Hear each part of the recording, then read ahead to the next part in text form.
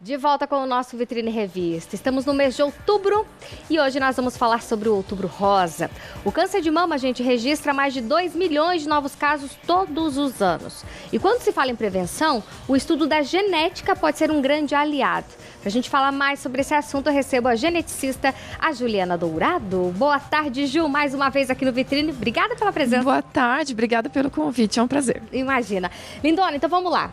Câncer de mama e genética, tem tudo a ver? Como que é? Conta pra gente.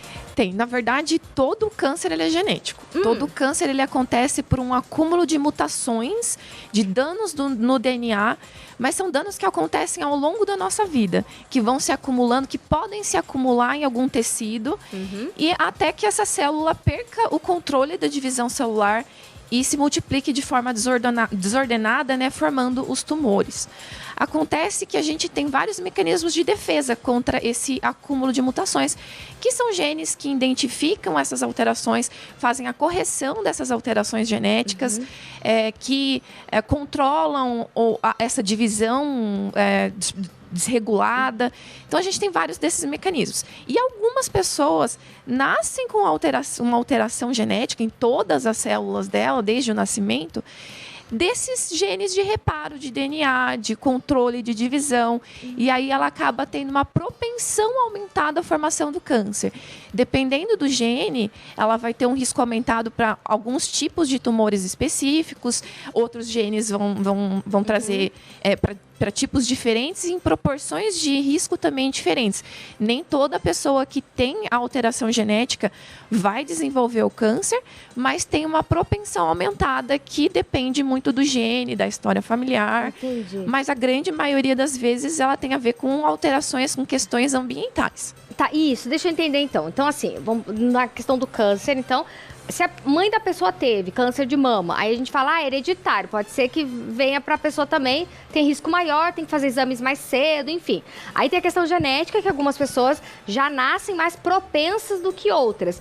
E tem as pessoas que, por conta do ambiente, dos hábitos de vida, vão desenvolver o câncer. É isso? Exatamente, perfeito. Você resumiu perfeitamente, porque são basicamente 3 tipos que a gente fala. Então, são 3 tipos. É, o câncer que acontece por questões ambientais, o câncer que tem uma origem familiar, mas que quando a gente faz um teste genético a gente não identifica, mas provavelmente até por uma questão da genética ser uma ciência muito nova, a gente ainda não sabe todas as questões genéticas envolvidas. E tem o câncer que ele tem uma origem genética, né? É essa origem genética que faz o paciente ter uma propensão aumentada. Mas, de qualquer forma, sempre há esse acúmulo de mutações que precisam acontecer e que podem também ter uma influência do ambiente.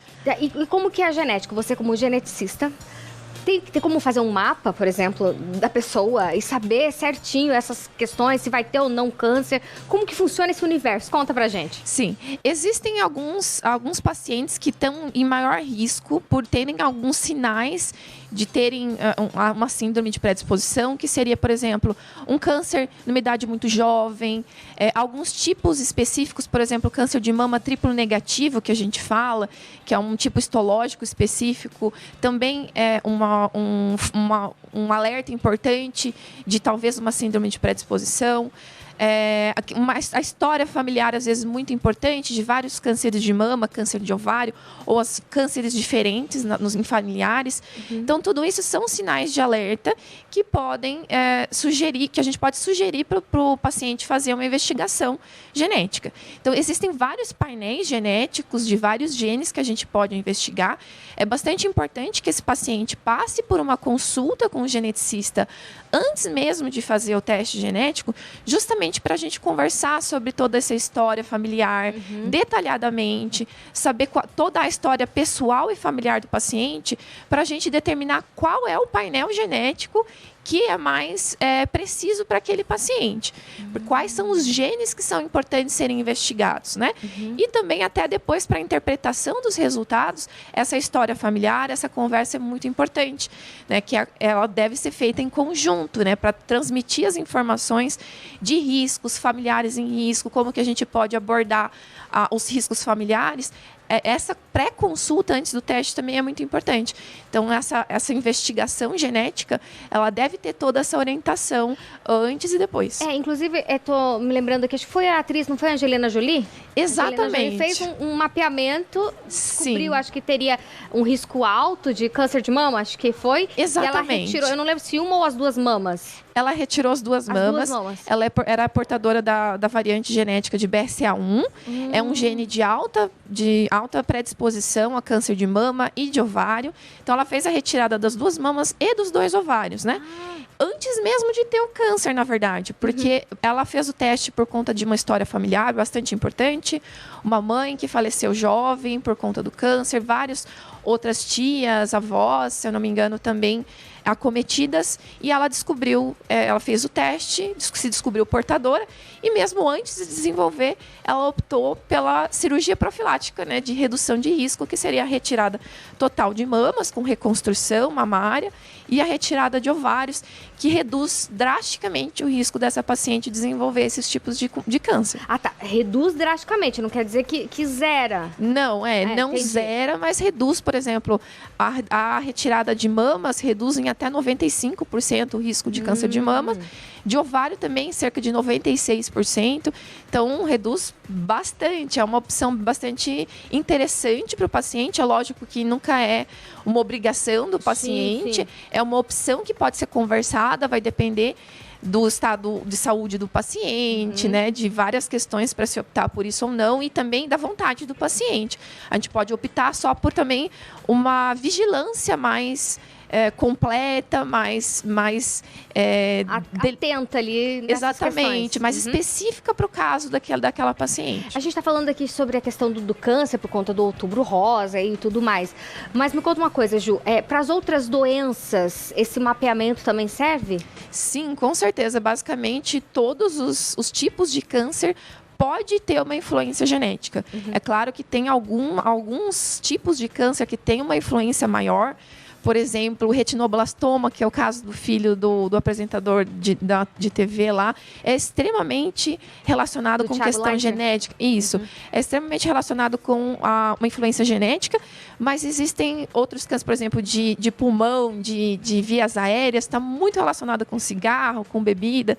Então, depende muito da história. Mas se o paciente tem uma história familiar, que tem uma preocupação, busca o atendimento de aconselhamento para conversar e saber se existem painéis que podem ser feitos para o caso dele e ter toda a informação para optar por fazer o teste ou não. Entendi. E esses painéis, por exemplo, a pessoa adulta vai fazer a consulta, enfim, mas se filhos, crianças, também podem passar por esse mapeamento? Em geral, não. Em geral, a gente recomenda apenas a investigação após os 18 anos, para que o paciente já tenha um preparo suficiente e queira saber dessa questão genética. Por quê? Existem muitas vantagens da gente saber para poder orientar o paciente numa vigilância de opções cirúrgicas, por exemplo. Mas existe a desvantagem psicológica de se saber portador de uma alteração que não tem como a gente extinguir essa proporção de risco. Só ter esses cuidados maiores, etc. Então, para algumas pessoas, essa investigação pode não fazer sentido por conta dessa angústia psicológica. Entendi. Então, a gente sempre opta por fazer essa investigação após os 18 anos. A não ser que seja uma predisposição genética que gere um risco aumentado para câncer infantil, como é o caso do retinoblastoma, como é o caso de algumas síndromes que podem ter esse risco, e aí pode ser investigado na infância, porque a gente pode também ter uma orientação específica para essa criança. Perfeito, Ju. Muito obrigada pela sua presença aqui no Vitrine Revista, viu?